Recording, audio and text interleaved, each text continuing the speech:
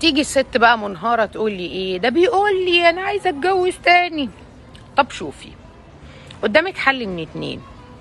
يا اما ان انت تكوني ست قوية قوية قوي وتردي عليه تقولي له والله يا حبيب قلبي اليوم اللي انت هتتجوز فيه هو اليوم اللي انا هاخد شنطة هدومي او انت تاخد شنطة هدومك وتمشي وانساني وانسى عنواني.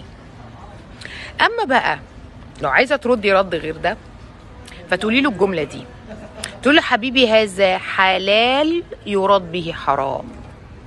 الجواز مش معناها ان كل واحدة هتعجبك وتشتهيها هتقوم رايح كاتب لها ورقة من ورا مراتك وتقول ده اسمه جواز. لا يا حبيبي، الجواز يعني تجيب بيت، يعني تفرش فرش، يعني تكتب مؤخر ونفقة تصرفها، يعني الست دي ما تصرفش على نفسها وهي على ذمتك، يعني تعدل فيما في يدك، يعني تبقى راجل مسؤول عن 2 ستات. وما اعتقدش ان في راجل النهارده يقدر يقسم نفسه في الزمن اللي احنا فيه ده عشان يبقى عادل.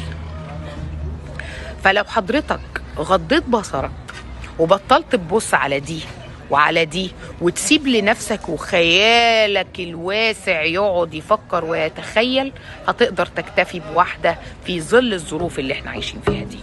لكن انت هتطلق لنفسك العنان، لا انا ولا 2 ولا 5 هيكفوا.